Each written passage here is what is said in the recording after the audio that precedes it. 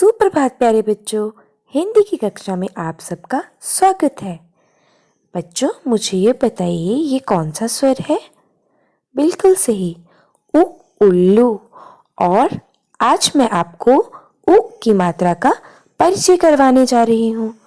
और उ की मात्रा का परिचय मैं एक कहानी के द्वारा करूँगी। तो चलिए बच्चों, सुनते हैं उ की मात्रा की कहानी। एक बार एक लड़की थी। उसका नाम गुड़िया था।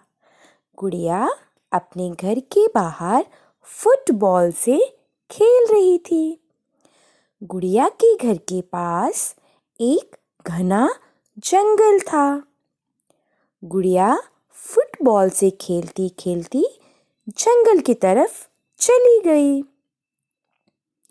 तभी जोर जोर से बुढ़िया दादी गुड़िया को पुकारने लगी, गुड़िया गुड़िया, आप कहाँ हो? लेकिन बुढ़िया दादी को गुड़िया नहीं दिखाई दी और फिर बुढ़िया दादी परेशान हो गई। बुढ़िया दादी जंगल की तरफ चलने लगी। बुढ़िया दादी को रास्ते में कछुआ दादा दिखे। बुढ़िया दादी ने कछुआ दादा से पूछा, कछुआ दादा, क्या मेरी गुड़िया आपको दिखी? कछुआ दादा बोले, हाँ हाँ दादी, गुड़िया जंगल की तरफ गई है, आप आगे चलते जाइए। और फिर बुढ़िया दादी कछुआ दादा की बात सुनकर आगे चली गई। और आगे जाके बुढ़िया दादी को एक मुर्गी दिखी। बुढ़िया दादी ने मुर्गी से पूछा, प्यारी मुर्गी, क्या तुम्हें मेरी गुड़िया दिखी? मुर्गी बोली, ही हाँ दादी, गुड़िया जंगल की तरफ गई है, यहीं आगे की तरफ गई है, आप भी आगे चलिए और गुड़िया मिल जाएगी। फिर बुढ़िया दादी मुर्गी की बात सुनकर और आगे की तरफ चली गई। और आगे बुढ़िया दादी को एक बुलबुल दिखी। बुढ़िया दादी ने भी बुलबुल से यही पूछा, बुलबुल रानी, क्या मेरी गुड़िया तुम्हें दिखी?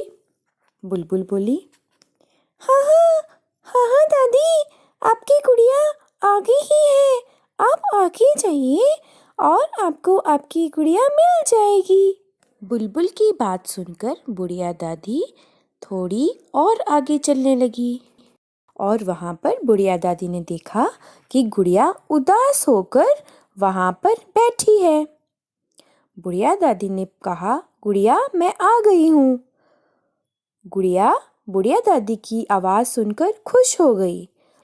दादी ने फिर गुड़िया को बहुत सारा प्यार किया और उसे एक गुलाब का फूल भी दिया और फिर दोनों घर वापस आ गए।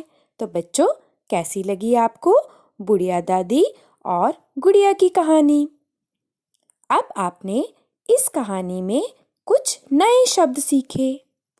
इन सारे शब्दों में आपको उ की आवाज़ आ रही होगी। तो आज की इस कहानी में आपने उ की मात्रा के नए शब्द सीखे। तो चलिए एक बार इनको दोहरा लेते हैं। गुड़िया, फुटबॉल, बुढ़िया, बहुत, मुर्गी, कछुआ, बुलबुल और पुकार। तो बच्चों, आपको इन सारे शब्दों को बार बार दोहराना है और इन नए शब्दों को याद करना है। धन्यवाद प्यारे बच्चों।